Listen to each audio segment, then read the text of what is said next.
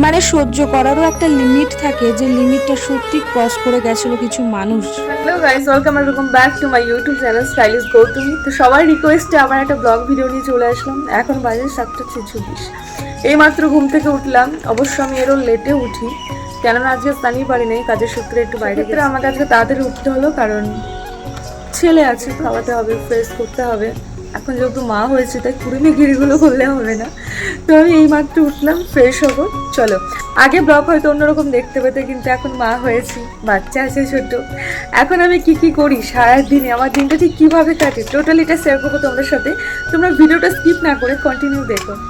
এই যে তোমরা টাইমটাও দেখে নিতে পারো। আর তোমাদের কাছে আমার একটা মোস্ট রিকোয়েস্ট, যে ভিডিওটা কিন্তু কন্টিনিউ প্রথম থেকে শেষ পর্যন্ত। বাই দ্য ওয়ে, আমার ছেলে তো কোলগেট আর ব্রাশ দেখলে পুরো পাগল হয়ে যায়, কারণ ওকেও একটা ব্রাশ দিতে হবে। ইভেন সেটাতে বড়দের মতো বড় করে কোলগেট লাগিয়ে দিতে হবে, কিন্তু আমি সেটা দিই না, কারণ কোলগেট গুলো না ও চুষে খেয়ে নেয়। আর এই কোলগেট খাওয়ার অভ্যাসগুলো বাচ্চাদের কিন্তু থেকেই থাকে। এগুলো অনেক বাচ্চাদের আমি করতে দেখেছি, মানে খেতে দেখেছি কোলগেট। কিন্তু আমিও জানি যে কোলগেট খাওয়া একদমই ভালো না, তবে ওদের তো আর বোঝানো যায় না, বোঝাতে গেলেও ওরা কেঁদে একবারে বন্যা বয়ে দেবে। তাই দাও, কোনো নতুন মা যদি আমার ভিডিও দেখে থাকো, তাদের কাছে আমার একটা প্রশ্ন, যে তোমরা সলিড খাবার বাচ্চাদের কবে থেকে খাইয়েছো এবং তারা কি খেয়েছে? কবে থেকে বলতে আমি মিন করেছি কত মাস থেকে খাইয়েছিলে। ডক্টর তো 6 মাসের পর থেকে খাওয়াতে বলে, কিন্তু অনেক বাচ্চা কিন্তু খেতে চায় না, ইভেন আমার ছেলে। আমি ছেলেকে অনেক ছোট্ট থেকে গরুর দুধ খাইয়েছি। এই বিষয় নিয়ে অনেক কন্ট্রোভার্সি হয়েছে ফেসবুকে আমার একটা পোস্ট নিয়ে, তবে তাদেরকে তো আমি খুলে বোঝাতে পারছি না বিষয়টা।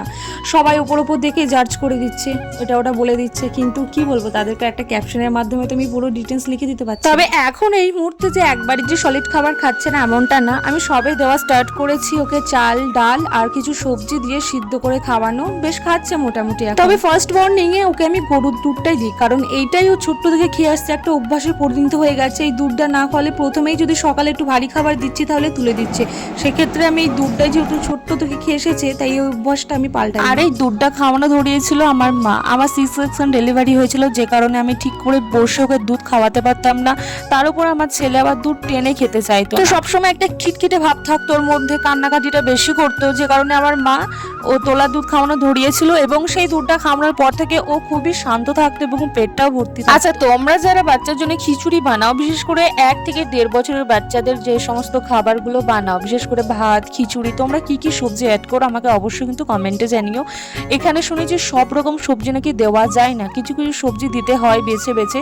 কি তোমরা দাও অবশ্যই কিন্তু আমাকে কমেন্টে জানিও। আমি দিই বিনস বা লাফা থাকলে গাজর, ক্যাপসিকাম, জাস্ট এইটুকুই দিচ্ছি। আর যদি কোনো পালং শাকের পাতা অথবা নোটের শাক এইগুলো যদি পাই তবেই দিই। ইদানিং দেখছি এই খাবারটা আমার ছেলে বেশ পছন্দ করেছে। আর এই খাবারে কিন্তু কোনো রকম হলুদ, নুন দেওয়া নেই। নুন দেওয়া নেই বলতে সামান্য অল্প পরিমাণে আমি দিয়েছি, কারণ আমার ছেলে যেহেতু 1 বছর কমপ্লিট হয়ে গেছে, 1 বছর 2 মাস চলছে, সেক্ষেত্রে হালকা আমি লবণটা দিই। ওকে খাইয়ে দিয়ে ঘুম পাড়িয়ে দিলাম বলতে এটা ওর মন মর্জি। আমার ছেলে খুব একটা ঘুমোয় না, মানে সারাদিন ঘুমোয় না, সেই রাত 10টায় গিয়ে খাওয়া দাওয়ার পরে একবারে না ঘুমোলে আর কিছু করতে পারি না, ওকে নিয়ে আর কাজ করা হয় না। কারণ এই যে আমি ঘরটা মুছবো, ওর উপর দিয়ে হেঁটে চলে যাবে, আর নিচে যেহেতু স্টাইল পাতা রয়েছে, পিছলে পড়ে নাই মাথায় লাগবে, নাই পায়ে লাগবে, এরকম হতেই থাকে। আর যেদিন ভগবানের কৃপায় একটু ঘুম দেয়, সেদিন ভালো মতো সমস্ত কাজ আমি করতে পারি, কেননা বাড়িতে তো কেউ থাকে না, আমিই থাকি শুধুমাত্র। সারাক্ষণ আমাকে দেখে ও নিজেও বোর হয়ে যায়, আমার পিছন একদমই ছাড়তে চায়। মানে ও যদি জেগেও থাকতো, আমাকে কোলে করে নিয়ে এই সমস্ত কাজ করতে হতো। এবার এত সমস্ত কাজ আর এক হাতে তো করা যায় না। এবার তোমাদের আগেই বললাম যে না, এইগুলো করার জন্য আমার উপর কোনো প্রেশার থাকে না। তবে শাশুড়ি মা, শ্বশুর মশাই এসে কি হয় না, তারা তাড়াহুড়ো করে, দুটো খেতে পায় না, তখন একটা ভিচি ভাবটা লেগে যায়। আমি যেহেতু বাড়িতেই থাকি, তাই চেষ্টা করি কিছুটা রান্না বান্না করে রাখতে, যাতে ওনারা এসে দুটো খেতে অন্তত পারে।